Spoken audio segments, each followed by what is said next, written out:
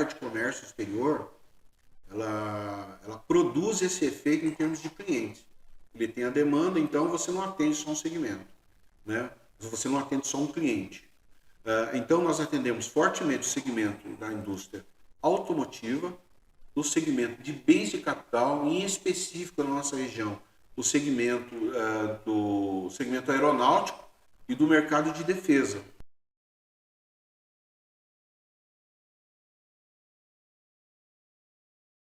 Olá pessoal, sejam bem-vindos a mais um podcast da Icone Lean Consulting. E nesse episódio estou recebendo o empresário e amigo Alexandre Oliveira, que é CEO e fundador da DTA Cargo e da Alcargo e a Small Locações.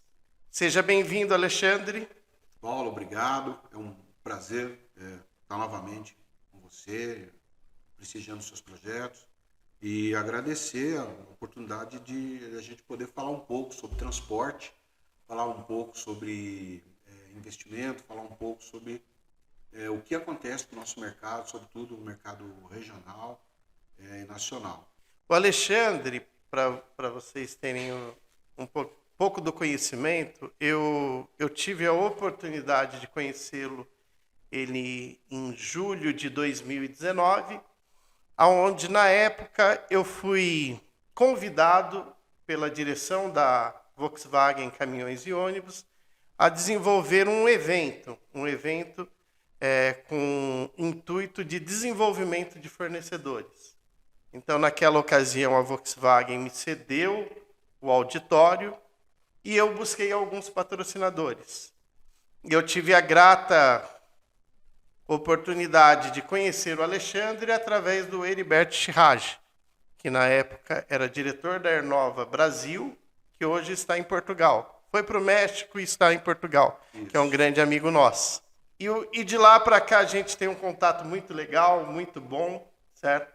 Temos alguns projetos juntos e é uma honra tê-lo aqui porque ele vai contar para quem é do ramo do modal de transporte rodoviário, as suas experiências, o que deu certo, o que não deu certo, quais são as novas regulamentações da própria Agência Nacional de Transporte Terrestre. Então, acho que vale a pena a gente ouvir um pouco da experiência de muitos anos, né? Quantos anos de experiência? Na área de transporte e logística já são 30 anos, mais de 30 anos. Eu não vou dizer que é muito mais que isso, senão revela a minha idade, né? Sim. Mas a gente transita nesse segmento, nesse negócio, como profissional, como empreendedor, como empresário, já aí há praticamente 30 anos. Entendi. Alexandre, então, para iniciar, por favor, conte um pouquinho do seu histórico profissional, da sua vivência acadêmica, certo? Eu já assisti a algumas palestras suas, certo? Que você constantemente é convidado por universidades, pelo Parque Tecnológico de São José dos Campos e alguns outros institutos a desenvolver algumas palestras relacionadas a comércio exterior, ao próprio transporte de materiais, né? E assim por diante. A minha vida profissional começou desde cedo, vamos dizer assim, né? Quando, aos 9 anos de idade, eu achei que tinha que iniciar um trabalho e então fui buscar esse trabalho, né? E me empreguei lá na Feira Livre, né? Em São José dos Campos. Então, minha primeira atividade profissional e formação de valores para o trabalho partiu do comércio popular. Sim. Né? E a partir daí a gente foi estudando, se especializando. Eu fui um dos primeiros programadores de computador, isso há praticamente 40 anos atrás, programando COBOL, programando Fortran. Isso me deu uma bagagem muito grande. Naquela época, ainda que novo, grande, proporcionalmente ao tempo de trabalho, a concorrer uma vaga no Banco Brasileiro de Descontos, ou então o Bradesco, né? Em aos 15 anos eu entrei ali como contínuo, né? O office boy naquela época chamava contínuo. Sim. No banco, né? E dentro do banco eu entrei já com um foco no sistema de informática do banco, na matriz em São José dos Campos, onde eu fui me especializando nos cursos até ser selecionado para fazer um curso na Cidade de Deus. No Rio de Janeiro? Não, na Cidade de Deus, em Osasco, Ah, que é ok. a sede onde nasceu o Bradesco. Sim. Então eu fui para o cérebro de informática do Bradesco e ali a gente ficou num curso integral, 6 meses praticamente, num hotel dentro da Cidade de Deus, onde de uma turma lá de 100 indicados, ainda não tinha 18 anos, saía formado 20 pessoas. Eu fui uma dessas pessoas. Mesmo formado, voltando para a matriz, eu não pude assumir um cargo de responsabilidade, porque eu ainda era de menor. Né? Certo. Mas eu pude estagiar, e aquilo ali me deu formação, onde eu acabei me tornando o primeiro, naquela ocasião, chefe da seção de computador, que coordenava os computadores de todo o Vale do Paraíba, desde de Arujá até Queluz. Todas as agências eram linkadas no Bradesco. Certo. E a partir desse ponto, com essa especialidade, a gente foi para a Embraer com esse foco. A Embraer estava se informatizando naquela época e buscava profissionais com esse perfil. E eu fui alocado no setor de transporte. Foi aí que a minha vida no transporte de pessoas, no transporte de carga, na gestão de frotas, se conciliou com o conhecimento de informática. Sim. A informática chegava, a necessidade de gestão chegava, e aí a minha vida acadêmica nesse período também começou. E aí eu fui ganhando experiência na parte de transporte e logística. Foi um período que eu aprendi muito com grandes gestores. E eu acabei estudando em Taubaté, né? Eu acabei fazendo administração aqui em Taubaté, não consegui concluir, e depois eu acabei fazendo faculdade em Campinas, depois uma parte aqui em São José dos Campos, sempre na administração, já focando na parte de comércio exterior. Okay. Acabei entrando numa grande empresa aqui na região do Vale do Paraíba, na época, a Minoica, né? E ali foi uma escola. Na época, quando eu entrei, nós tínhamos, acho que eram 49 funcionários, a empresa chegou a ter mais de 240 funcionários, se internacionalizou e se especializou em diversos segmentos do comércio exterior, onde ali me tornei gerente de comércio exterior, onde eu comecei a desenvolver com a equipe, sempre um trabalho em equipe, grandes projetos, atendendo grandes clientes, movimentando cargas e valores assim, de alto valor agregado e construindo a história. Então foi um momento de formação muito grande. Depois fui a uma outra empresa chamada Budson, onde eu desenvolvi também carreira a partir dos estados de gerência, cheguei à diretoria e nesse breve período que eu estive lá, comparado com outros períodos em outras empresas, dali eu saí para empreender na área de transporte e logística voltado para o comércio exterior, que era um segmento muito deficiente. Sim. Né? Era muito deficiente. As empresas faziam trabalhos fantásticos de logística. E a logística de transporte, ela estava contida dentro das empresas de comércio exterior. Eu debatia esse conceito, porque na minha visão, o transporte rodoviário, no seu complemento, na retirada da carga de importação ou na entrega da carga de exportação, não deve ser confundido no processo, naquela época, no processo total. Por quê? que seguem legislações altamente regulamentadas no país quando se fala de transporte rodoviário. E empresas que não estavam preparadas ou que não internavam essa atividade e não entendiam, tinham muitos problemas para fazer a gestão.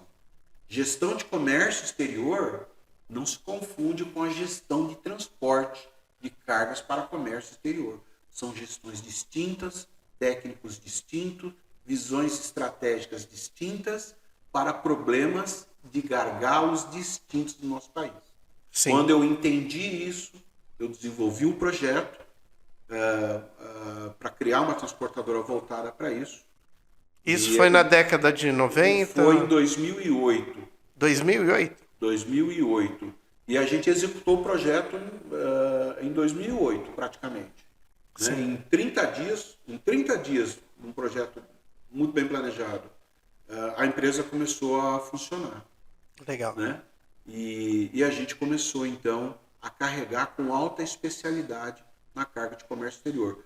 Eu digo que essa semente foi bem regada no planejamento e ela deu frutos bastante interessantes para o mercado, que passou a encontrar um serviço de altíssima capacidade para se retirar a carga do porto, do aeroporto, do recinto alfandegado ou da Polícia ou da Receita Federal, né? E até mesmo da Polícia Federal, que a gente já transportou para eles. Sim. Hoje você tem escritório em Jacareí e Santos. Hoje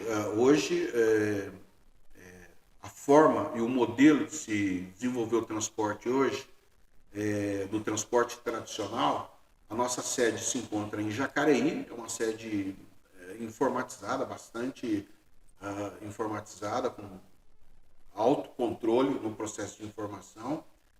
Nós temos bases operacionais nos aeroportos e portos de maior movimento, né? E portos e aeroportos que nós atuamos de forma mais distante são acordos comerciais e operacionais pontuais. Tudo com foco na gestão de custo, para que o cliente tenha um custo compatível com o que ele espera em relação ao mercado. Certo. E quais são os seus principais clientes? Eu lembro que logo quando eu lhe conheci, você atendia muito a indústria aeroespacial, ou seja, os principais fornecedores da Embraer e outros segmentos do aero. A nossa carteira de clientes ela é bastante diversificada. Sim. A carga de comércio exterior ela produz esse efeito em termos de clientes. Ele tem a demanda, então você não atende só um segmento, né? Você não atende só um cliente. Então nós atendemos fortemente o segmento da indústria automotiva, o segmento de bens de capital, em específico na nossa região, o segmento do segmento aeronáutico e do mercado de defesa, né? E com isso a gente acabou ganhando uma expertise muito grande, sobretudo no segmento aeronáutico, transportando peças sensíveis, peças de grande porte, que precisam de todo um procedimento registrado, escrito, catalogado, treinados, catalogados, enfim, tudo é feito com bastante detalhe. Entre os nossos clientes de porte grande, vamos dizer assim, e assim os tratamos assim, está entre eles a Sonaca, está entre eles a Latecoer, está entre eles a Safran, falando do segmento aeronáutico, né? Entre outros clientes. Mas essa é uma pergunta que muitas vezes eu gosto de entrar no detalhe dela, porque você fala, Alexandre, olha, quais são os seus grandes clientes, quais são as suas grandes referências? Quando nós constituímos um atendimento de um cliente, isso é ponto fundamental. A partir dos procedimentos descritos, dos nossos índices de medição constituídos, o grande cliente é a nossa carteira de clientes. Então, hoje nós temos mais de 100 clientes, né? E o que é desenvolvido no atendimento para um cliente, ele é desenvolvido para outro cliente. Não pode haver diferença. Sim. Embora eles tenham requisitos diferentes, prioridades distintas, eles têm encaixe no nosso processo operacional. Sim. Né? Sim. Porque quando a gente fala de transporte, a gente parte do princípio que colocar carga em cima de um veículo e transportar do ponto A ao ponto B, ou distribuir. E, na verdade, não é. O transporte de carga hoje, para o transportador de fato e não de oportunidade, é uma sucessão de gestão de contratos. Sim. Contratos de risco, contratos comerciais, contratos de manutenção, né? Contratos de seguro, né? Diferente, seguro de risco, né? Contratos de pessoal especializado, contratos de treinamento. A soma desses contratos bem geridos, eles resultam no serviço e resultam no que o cliente espera como expectativa de receber a prestação de serviço. Eu acredito muito que essa aparente burocracia embutida no nosso know-how é que gera um serviço de referência hoje. Então, é essa a nossa crença, sempre com base nos nossos valores internos, que são muito bem definidos. Sim, com certeza. E é primordial isso, sim, para que os colaboradores eles trabalhem conforme a missão, os valores da empresa, certo? Para sempre você atender cada vez melhor as expectativas dos clientes. Dentro da nossa empresa, Paulo, e ainda esclarecendo essa questão de valores, a responsabilidade, a transparência, a credibilidade gera um quarto valor chamado parceria, no verdadeiro sentido da palavra. Sim. Né? E lá nós cobramos com base nisso, eu permito ser cobrado com base nisso, né? E qualquer outra atitude que saia dos nossos valores, ela é questionada imediatamente. Sim. Né? É a nossa forma de entregar o serviço para o mercado. Com isso, nós crescemos anualmente.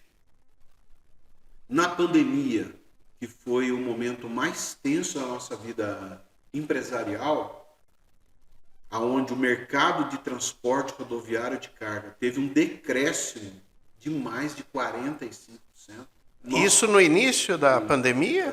Isso nos 6 meses, a partir de março. Sim, sim. Impactou profundamente. A forma de prestar serviço no transporte, ela se modificou. Né? Então, as empresas estavam desaparecendo no mercado, ou estavam se transformando, ou os empresários estavam abandonando seus veículos, entregando para os bancos. Nós vimos ali, de certa forma, uma oportunidade e uma chance de saber se a nossa gestão era adequada. Sim. Né? Então, quando a gente percebeu que o impacto seria profundo, naquele ano, janeiro e fevereiro, nós já estávamos realizando os nossos melhores faturamentos e os nossos melhores resultados. Em janeiro e fevereiro. Em março, fantástico.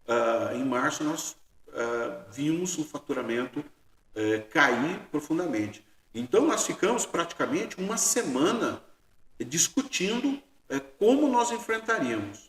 Então, saiu a decisão, olha, o nosso foco será o fluxo de caixa. Nós temos que manter a liquidez do fluxo de caixa. Analisamos todos os negócios existentes e mantivemos aqueles que poderiam manter a estrutura da empresa. Os desligamentos foram mínimos. Essa transformação do mercado de transporte levou os empresários a muitos caminhos aqueles que não estavam com a gestão preparada, aqueles que trabalhavam para um só cliente, aqueles que faziam um puxadinho do seu negócio. O empresário ou a empresa tem um negócio, ele pega, eu vou fazer transporte. E aí ele faz um puxadinho de negócio e imagine que transporte, a manutenção do negócio de transporte, basta você fazer um registro na NTT, comprar um caminhão e colocar um motorista lá e sair dirigindo, coletando carga. E na verdade não é. Então nós sentamos nessa mesa, ficamos uma semana, desenvolvemos um plano de contingência, focamos no fluxo de caixa, mantivemos investimentos que estavam previstos, né? Porque a gente acreditou que o cenário ia mudar. Que voltaria, né? E sobretudo porque nós somos brasileiros. Sim. O brasileiro ele é fantástico, né? Então, ainda que as condições fossem difíceis, as coisas retornariam. E o primeiro sinal disso veio, então, em setembro, de agosto para setembro. Nós constatamos uma tremenda recuperação e como a gente passou esse período mais difícil, bastante consciente, controlando bastante a questão do fluxo, a gente conseguiu sair na frente. Então a gente utilizou aquele velho ditado que nós temos na nossa região, no Vale do Paraíba, né? Quem chega na frente bebe água limpa, e de fato aconteceu. Chegamos em dezembro bastante com um volume de carga, vamos dizer assim, o melhor dos últimos 5 anos.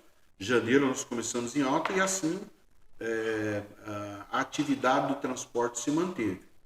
Aliamos estratégias comerciais muito bem definidas e que geraram resultados fantásticos, mas sempre com base nos valores que eu havia mencionado. Sim. Né? Dá para fazer? Vamos fazer. Não dá? Não vamos fazer. Vamos precisar captar recursos de terceiro? Vamos. Quanto essa regra permite retornar e o mercado absorver o serviço. E assim a capacidade de negociação, a capacidade de operação acabaram gerando os resultados para a nossa empresa. E aí, voltando na questão dos clientes, o que confirmou isso foi justamente os procedimentos escritos e os procedimentos existentes. Né? A operação ela enxugou rapidamente e ela quis se expandir rapidamente.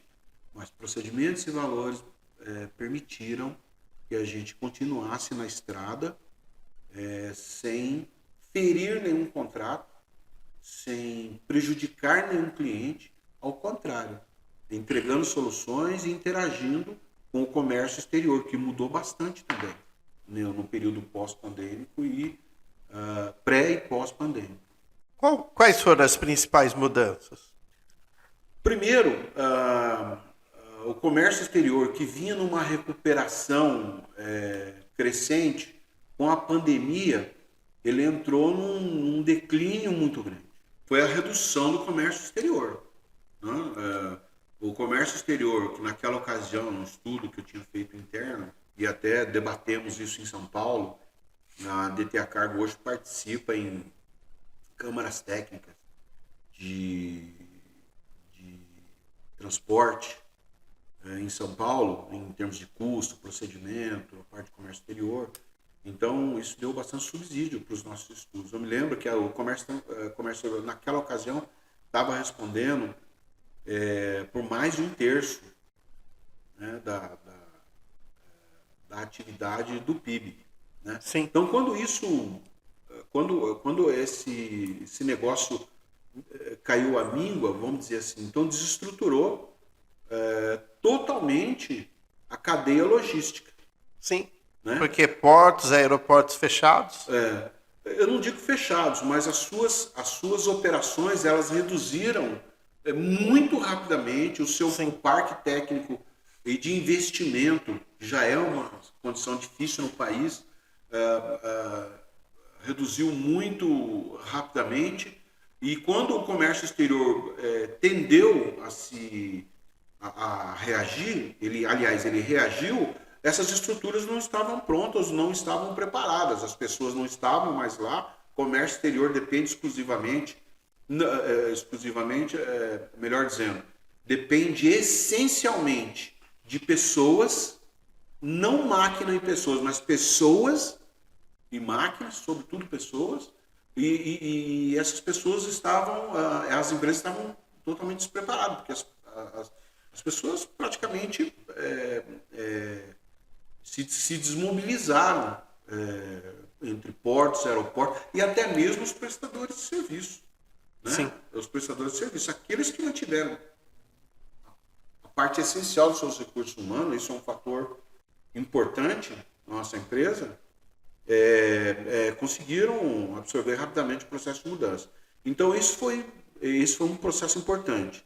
Segundo, a forma de fazer negócio, a forma de constituir o serviço, os seus produtos e serviços, confundindo produto e serviço no mesmo conceito, na hora de entregar, na hora de planejar para o mercado, mudou totalmente. Então, as cargas passaram a ser muito pequenas, lotes muito pequenos, já não ocupavam veículos inteiros, a forma de faturar, de formar esses valores mudaram muito, os contratos mudaram muito, a adequação de contratos por falta de receita, isso promoveu também uma grande mudança jurídica, né? Principalmente da parte do contratado e do contratante, né? Tiveram que sentar à mesa, renegociar valores. Então, isso tudo foram mudanças importantes e que as empresas estruturadas em termos de gestão, elas conseguiram fazer. As que não conseguiram fazer, falando de transporte, elas fecharam suas portas, entregaram seus veículos, porque viram que o risco não valia mais a pena. E o resquício disso ainda acontece no mercado. Ainda assim? Assim, ainda acontece no mercado. Nós vemos aí, pelo menos uma vez por mês, 2 vezes, no núcleo empresarial do transporte que a gente participa, transportadoras entregando 70 carretas, oficial de justiça cooptando 50 carretas de outra transportadora, a ponto dos motoristas que estão trabalhando terem que deixar seus veículos no momento da operação, tem que deixar a cabine com todas as coisas deles da cabine, ele tem que sair e entregar o veículo, porque é uma ação de execução judicial. Então, isso foi um momento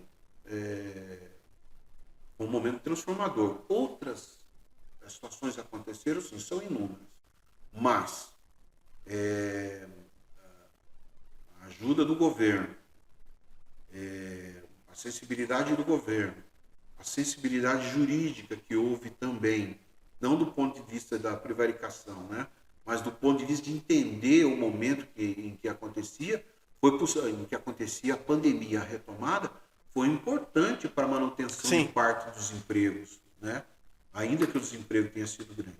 Hoje a gente acompanha, eram 14, quase 15 milhões de desempregados, hoje a taxa está em 12 milhões, essa recuperação vem acontecendo, o setor de transporte é um dos que mais empregam, né? E nós estamos muito confiando nessa retomada, sobretudo a nossa empresa do ponto de vista de negócio, do ponto de vista de mercado. Mas, mais uma vez, com muita responsabilidade. Sim. Né? Então, as perspectivas para o setor elas são boas. Sim, para o setor de transporte são boas. Sim. Alexandre, apesar da boa perspectiva do mercado, nós temos alguns entraves que possam prejudicar um pouco ou não ter aquele ganho esperado, que, por exemplo, a gente olha muito na TV que nós temos o aumento do combustível, certo? Que é um dos fatores, né? E outro fator também é a nova regulamentação da NTT, né? Que pode vir a mexer um pouco com a vida do consumidor final. Sim? Sim, hoje a NTT hoje ela demanda políticas que visem atender de maneira uniforme o transporte rodoviário de carga, entre outros modais de transporte. Mas falando do transporte rodoviário de carga, ele é bastante particular no país, né? Além da frota de empresas, das empresas que estão registradas no Registro Nacional do Transporte Rodoviário de Carga, existem os caminhoneiros autônomos, né? E esses contribuem bastante para a economia do país, para a empregabilidade, né? Porque eles são, cada caminhoneiro autônomo é uma entidade, é um empresário praticamente individual, Sim. né? E é uma classe que nós temos enorme respeito. Quando se regulamenta para o transportador autônomo e se regulamenta para a transportadora rodoviária de carga, que é aquela que gera negócio do ponto de vista de contrato, né? Que gerencia a operação de transporte, que aplica a tecnologia, né? O caminhoneiro é o usuário dessa tecnologia. As transportadoras desenvolvem tecnologia, criam soluções, integram serviços, as categorias se complementam. Sim. Quando se regulamenta de uma forma linear, isso acaba criando uma regulamentação em excesso, né? E isso acaba prejudicando bastante o consumidor final, o que encarece o frete no final e o que acaba encarecendo o preço final dos produtos, né? Nós acreditamos que uma regulamentação ela é necessária, ela valoriza as categorias, mas ela deve ser aperfeiçoada de acordo com as entidades que participam do transporte. O transportador rodoviário autônomo, ele tem necessidades específicas e elas já estão todas listadas e vêm amplamente sendo discutidas tanto em São Paulo como em Brasília, e os empresários e as empresas de transporte rodoviário de carga também, porque afinal de contas são os primeiros empregadores. Como eu já disse, é uma segmento da economia que emprega muita gente. Sim. Né? Emprega muita gente e gera serviço na cadeia de logística de maneira que armazéns, portos, postos, companhias seguradoras acabam gerando postos de trabalho indiretamente. Então é uma categoria importante. Bom, e as perspectivas do transporte, a vocação do transporte para a região do Vale do Paraíba, para onde a gente está hoje? Paulo, hoje o transporte rodoviário no Vale do Paraíba continuará sendo, para os próximos anos, a principal matriz. Embora projetos incipientes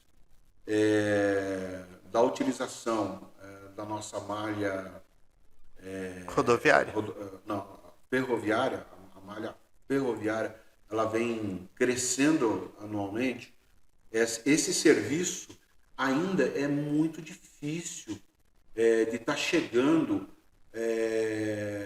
às empresas de pequeno e médio porte, por uma questão de grandeza que esses negócios requerem para custear os seus serviços. Sim. Né? Essa semana ainda eu conversei com um cliente que queria muito que toda a sua logística tivesse uma alternativa envolvendo a ferrovia. Eu perguntei para ele, né, qual o tempo que você requer para a sua produção que é dinâmica. E estoque de segurança você está disposto a manter, né? Que produtos essencialmente você quer carregar, de que forma você quer carregar. Tudo isso são pontos que têm que serem discutidos. E Sim. muito mais. Né? E eu perguntei para ele, mas olha, da onde você está criando essa expectativa de envolver a ferrovia? Olha, Alexandre, eu espero que você possa me dar mais resposta do que eu obtive, porque eu não consegui falar com empresas que fazem esse tipo de serviço, não consegui acessar esse tipo de serviço, não consegui encontrar informação disponível para que pudesse me apresentar uma proposta, Uma né? Não solução. consegui interesse deles de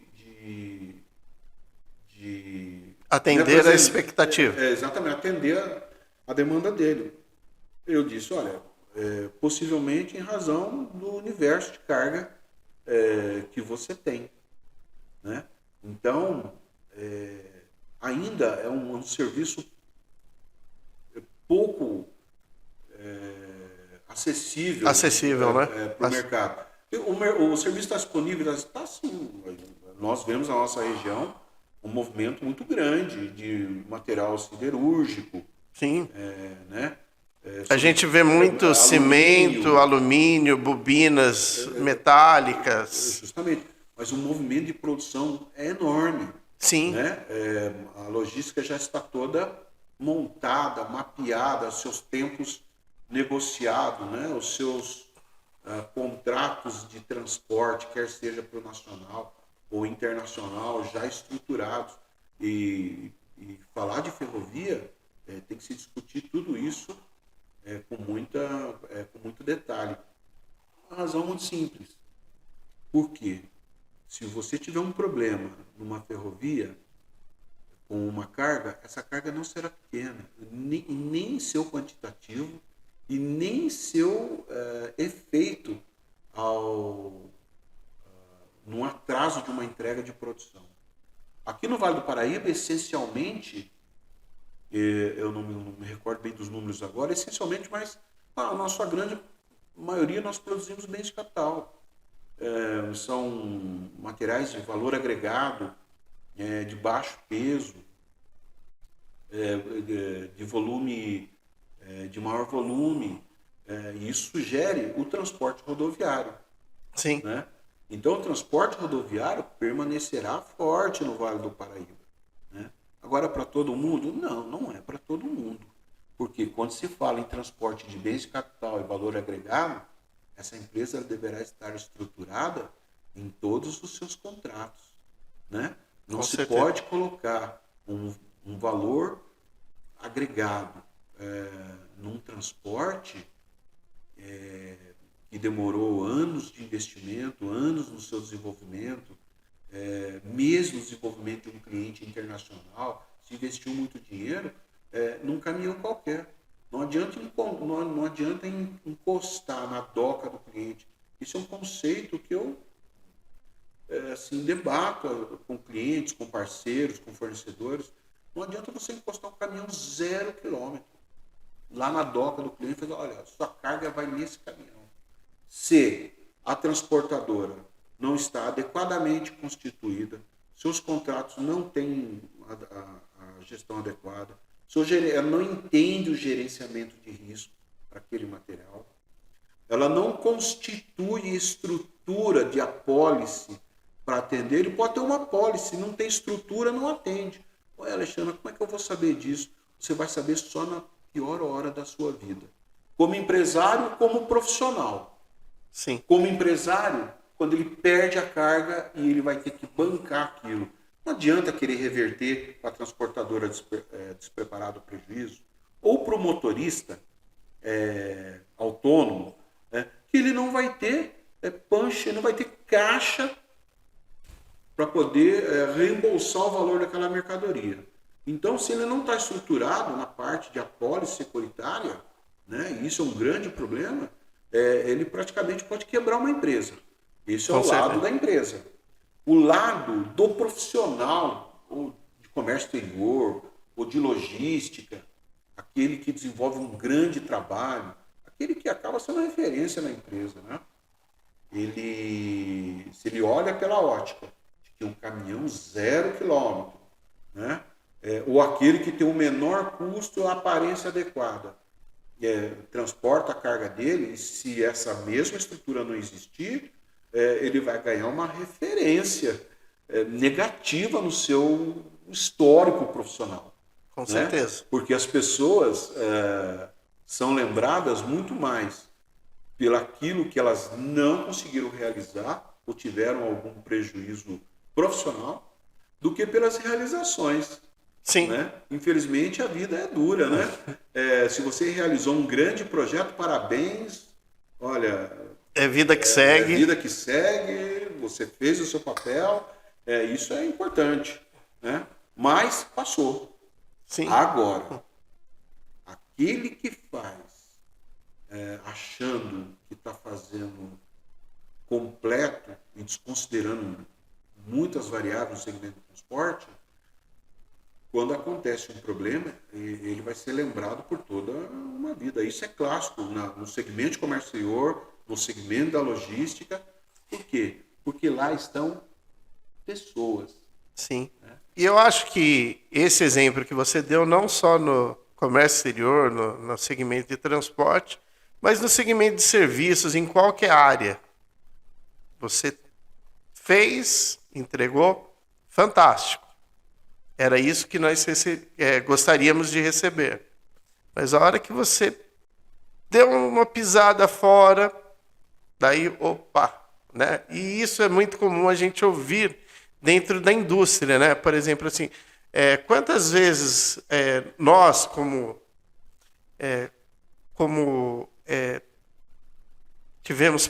passamos por muitos anos de indústria, eu tenho mais de 20 anos de indústria, mais 14 anos de consultoria. Então, são 34 anos de profissionalismo. E quantas vezes eu já ouvi pessoa reclamando assim, nossa, eu fiz isso, eu faço tudo que eles pedem. Mas a hora que eu dei uma pisada, esqueceram de toda aquela trajetória, de todos aqueles ganhos que eu fiz. E é normal, é da vida, né? É como você falou. O profissional ele tem que saber lidar com isso. Eu já não tive na vida momentos difíceis na logística? Sim. Eu já tive. A diferença é como você trata isso. Sim, né? Com certeza. Primeiro, como você trata... Aliás, é um ponto bastante interessante. Primeiro é a sua postura. Como você trata essa situação? Sim. Qual a estrutura que você tem para dar o suporte no momento difícil? Né? Qual a credibilidade que você tem de maneira que as pessoas possam... te dar uma segunda chance. Exatamente. Né? Sim. Eu não diria até a segunda chance, eu diria que merece suportar você. Sim. Então, tudo isso é parte da formação do profissional. Por quê? Nesses momentos é que você avalia se você fez o seu papel como, primeiro, antes do profissional. Sim. Se você fez um papel como ser humano bom, que ajuda pessoas, que entrega para as pessoas, que compartilha a dor e o amor, né? Não entrando muito na questão filosófica, né? Mas que você compartilha a dor e o amor. É nesse momento que você recebe o suporte. E o próprio mercado, ele tem a tendência de querer saber o que aconteceu para compartilhar uma experiência difícil. Sim. Né? E isso forma a experiência total do profissional no momento que ele vive. Com certeza. Esse é um fator que profissionais experientes utilizam para contratar empresas, não só de transporte, né, de todos os segmentos. Para que se a gente chegar numa condição dessa, eu vou voltar mais um pouquinho. A gente tem que acreditar nos valores da gente, tem que acreditar no projeto da gente, tem que acreditar que o seu serviço tem eco, né, porque ser referência é uma consequência disso tudo. Né? Sim. E assim, então, seguir em frente como transportador rodoviário de cargas. porque o desafio ele é muito grande. Quando se fala de transporte rodoviário de carga, sempre se fala, primeiro, de pessoas, investimento de alto custo, em termos de ativo, e se fala de movimentação de grandes ativos, que são de terceiros. Sim. Não é seu. Quando você coloca uma carga lá, não é seu. Não, é propriedade Você é fiel do cliente. depositário. Então, isso tem que ficar muito claro na sua consciência, na consciência dos seus colaboradores, para que tudo seja seguido conforme procedimentos, orientações técnicas, legislações, etc. Bom, Alexandre, e a parte social, como que a DTA e a Dalcargo lida com essa questão? Paulo, nós entendemos que a questão social ela não caminha mais de maneira independente, né, em relação à empresa. Nós temos uma responsabilidade social muito grande. E isso também é parte do desenvolvimento, do amadurecimento da empresa. Sim. Então, hoje, a DTA Cargo ela procura apoiar campanhas solidárias, ela desenvolve alguns projetos para ajudar as pessoas. Um destes foi até da tragédia que nós tivemos no início do ano em Petrópolis, que eu acompanhei pelas redes sociais, todo o trabalho que vocês fizeram, até tentei buscar algum apoio aqui na minha região, na cidade de Taubaté. Esse foi um projeto bastante interessante. Mas nós já tínhamos, ainda na época de dar o cargo, né? Quando eu fundei a primeira empresa de transporte e logística, nós já tínhamos ajudado nesse processo de maneira significativa, ajuda em Petrópolis. Na verdade, essa foi a segunda vez. Na primeira vez, nós tínhamos um cliente chamado Webjet, né? Que era a primeira companhia aérea low cost no país. Esse conceito estava sendo implementado no país de serviços de transporte aéreo de passageiros de baixo custo, né? Sim. Que não tinha lanche dentro do avião, aquela coisa toda. Mas nós atendíamos um programa de manutenção de aeronaves, eles tinham Boeing, acho que 737, padronizados, coletando material em todo nos seus estoques centralizados aqui no Vale do Paraíba e distribuindo em todos os aeroportos do país onde tinha uma aeronave parada precisando de uma manutenção de urgência. Um projeto fantástico. E nós tivemos o nosso compromisso foi muito grande, né? Nossa cumplicidade de atender aquele cliente foi muito grande. E aí quando aconteceu aquela primeira tragédia, foi acho que 2010, acho, não me recordo ao certo, os donativos se acumularam de tal forma que eles estavam sendo acumulados num grande atacadista em São José dos Campos, mas a sua fluidez não tinha dinâmica, né? Então, como eu conheci o presidente da companhia que fazia a manutenção, eu falei para ele: pô, será que a Webjet não cederia os porões de carga para que essas cargas chegassem a Petrópolis mais rapidamente? Então a ideia subiu, passou para a Webjet, nós tivemos a aprovação, e aí tudo que a gente arrecadou a gente não escreveu nada, não tinha nenhum procedimento, não tinha nada, a gente só foi coletando as doações, as pessoas foram avisando, a gente foi acumulando lá no nosso galpão, né? A gente tinha um galpão, né? Não tinha um armazém na época. E aí a gente embarcou nas carretas e levamos para Guarulhos. Então passamos a colocar os donativos todos nos porões dos aviões que faziam a ponte aérea. Como ela nasceu na ponte aérea, não tinha praticamente carga para transportar. Sim. Então fluiu tudo muito rapidamente. Foi muito emocionante. E a gente fez isso com eu até me empolgo, me emociono. Fizemos isso com a ajuda da Cruz Vermelha de São José dos Campos, né? O Eduardo, que eu não tive a oportunidade de conhecê-lo pessoalmente, mas a nossa sinergia foi tão grande que a gente conseguiu. Aí eu estava outro dia, aí acabou essa ajuda, eu estava lá, chegou lá não me lembro quem foi entregar lá, e eles mandaram um reconhecimento, Uma placa. Né, uma placa, e foi muito legal a gente poder ter ajudado. Mas a gente teve a percepção distante.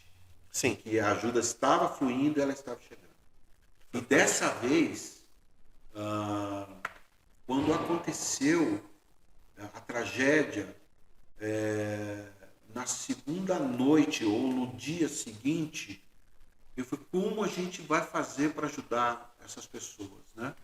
Eu pulei da minha cama, escrevi um texto, publiquei no nosso condomínio e quando foi 6 horas da manhã, eu fiz isso às 2 da manhã, quando foi 6 horas da manhã, ninguém havia visto, ninguém havia respondido. E eu cheguei a pensar, Paulo, olha, nesse condomínio aqui, acho que eu sou um cara que ninguém deve gostar. Não é possível, ninguém respondeu, ninguém falou. Eu vou ter que encampar essa sozinho. Exato. Missão de ajudar Petrópolis. Aí eu comecei a mexer no meu guarda-roupa, tirar todas as coisas que eu podia. Falei para minha mulher, pega o que você pode doar lá, as roupas do meu neto e tal. Aí quando eu fui sentar no computador novamente, 7h30 mais ou menos, 7h10, 7h15, começou a cair lá, não, eu quero ajudar, vamos ajudar.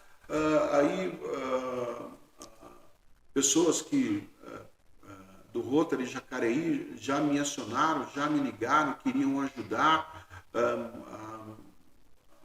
A campanha, aquele simples texto, saiu para fora do condomínio, se transformou numa campanha, onde nós fizemos um banner digital. Essa foi a atitude, né? E nós colocamos no nosso Instagram, e quando nós vimos no segundo dia, no terceiro dia, nós já tínhamos arrecadado